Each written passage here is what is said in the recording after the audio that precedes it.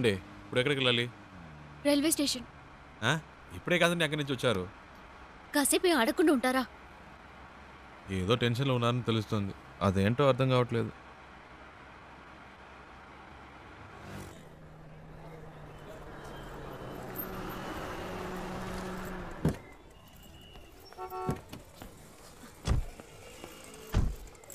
ఓ ఇదిగోండి, ఇది ఉంచండి. వద్దండి, పర్వాలేదు, ఉంచండి.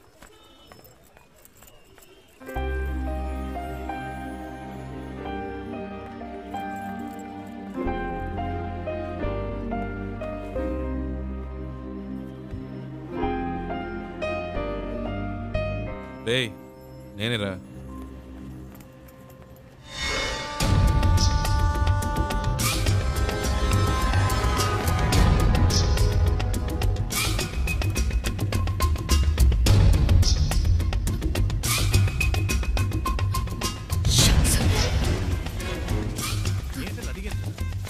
హలో, బండి తీయండి. కూర్చోండి కూర్చోండి.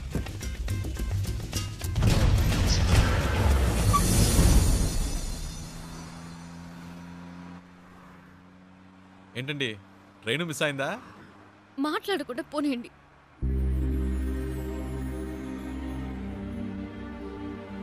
ఏమండి ఎక్కడికి వెళ్ళాలో చెప్తే కదండి.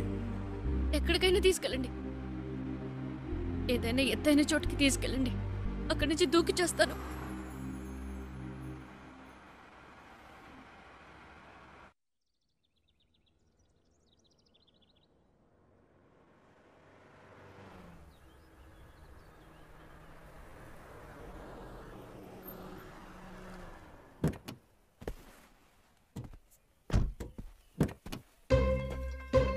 రండి దిగండి, ఈ ఏరియాలో ఇదే బాగా ఎత్తైన చోటు, రండి.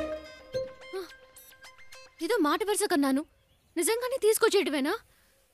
ఊరికుండే మీరే తోసేట్టున్నారు. చెప్తాను కదా రండి.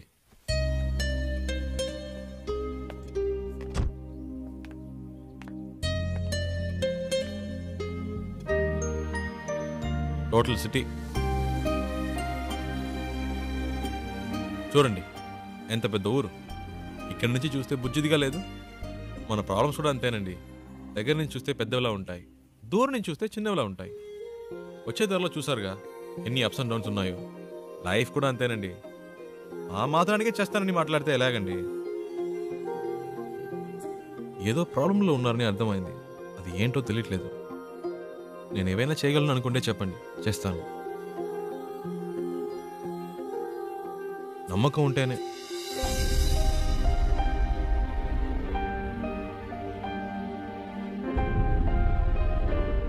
ఏంటండి నమ్మకం లేదా? నన్ను బాంబే దాకా డ్రాప్ చేస్తారా? బాంబేనా? ప్లీజ్.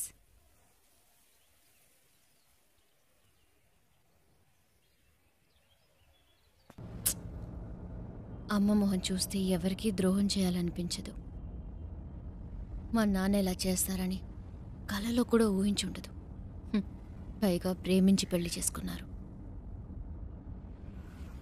మా అమ్మ మంచితనానికి తగిన మనిషి కాదు ఆయన. హైదరాబాద్లో మా నాన్న ఒక చిన్న బిల్డర్గా మొదలెట్టి తన బిజినెస్ని డెవలప్ చేస్తూ ఒక మంచి పొజిషన్కి వచ్చారు. అప్పుడు మా నాన్న లైఫ్లో ఇంకో అమ్మాయి క్రాస్ అయింది. నాన్న చేసిన తప్పులన్నీ తెలియనట్టే ఉండిపోయింది. అదే అమ్మ చేసిన పెద్ద తప్పు. అది అలుసుగా తీసుకుని నాన్న ఇంకా రెచ్చిపోయారు.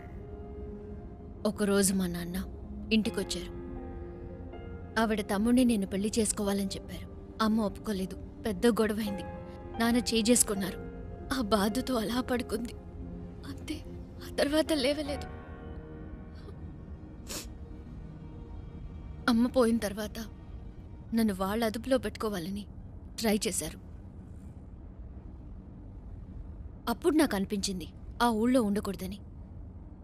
నాకంటూ ఓ ఇల్లు, ఉద్యోగం కావాలని ఇంట్లోంచి వచ్చేశాను. బెంగళూరులో ఉంటూ జాబ్ కోసం ట్రై చేశాను. అక్కడికి నన్ను వెతుకుంటూ ఈ జయరామన్ వచ్చేశాడు. మా నాన్న పార్ట్నర్. ప్రాపర్టీ మొత్తం వాళ్ల పేరు మీద రిజిస్టర్ చేసేస్తే నాకేం ప్రాబ్లం ఉండదన్నారు. నేను నమ్మాను. కానీ వెళ్ళేప్పుడే తెలిసింది వాళ్ళు తీసుకెళ్లేది ప్రాపర్టీ రిజిస్ట్రేషన్కి కాదు, మ్యారేజ్ రిజిస్ట్రేషన్కి. అతన్ని వదిలించుకోవడానికి పెట్రోల్ బంక్లో ఒక ఛాన్స్ దొరికింది. అందుకే మీతో ఇలా వచ్చేసాను. ఇప్పుడు బాంబేలో ఉన్న మా అమ్మమ్మ ఇంటికి వెళ్తున్నాను.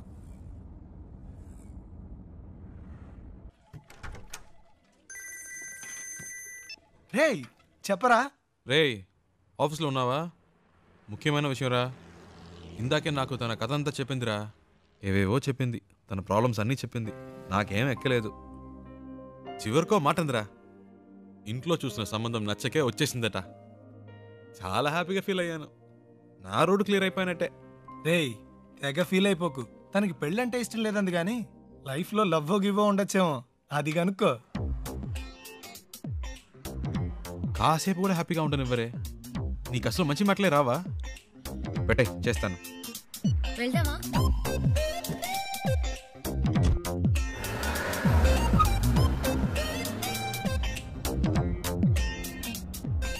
సరే, పెళ్ళంటే ఇష్టం లేదు. లైఫ్లో ఇంకేమైనా ఏంటి? లవ్ అలాంటిదేమైనా? చాచా, అలాంటిదేం లేదు.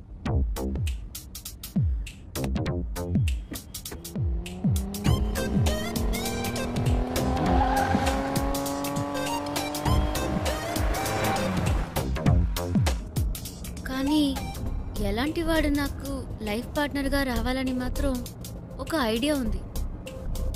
ఎలాంటి వాడు? ఫస్ట్ జాబ్,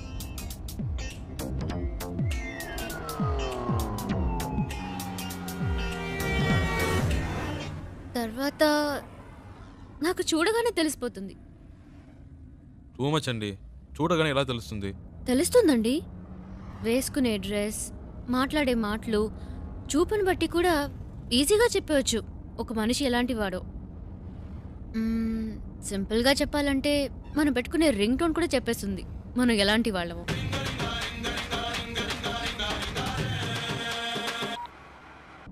కట్ చేయడం ఎందుకు? పర్వాలేదు, మాట్లాడండి. మాట్లాడడానికి ఏం లేదండి.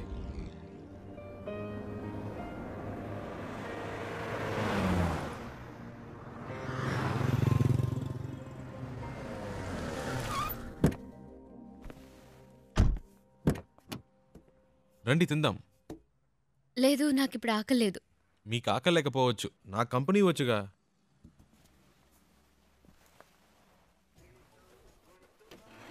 ఏం బెక్ sir? 1 ghee roast. Okay sir. Ghee roast అంటే ఫుల్గా నెయ్యి పోసేయడం కాదు. దోశని దోరగా రోస్ట్ చేసి లైట్గా నెయ్యి వేస్తే సరిపోతుంది. ఇప్పుడే చెప్తున్నా, దోశ తిప్పి వేయకూడదు, 1 సైడే కాల్చాలి. Okay sir. మినీ ఇడ్లీ ఉందా? ఇదే సార్. 1 ప్లేట్. Okay sir. ఏ సార్, ఎందుకు తొందర? కర్డ్ కూడా ఉందా? ఇదే సార్. 1 ప్లేట్. డన్ బేక్ సార్. అంతే. Thank you sir. ఒక మినరల్ వాటర్. Okay sir.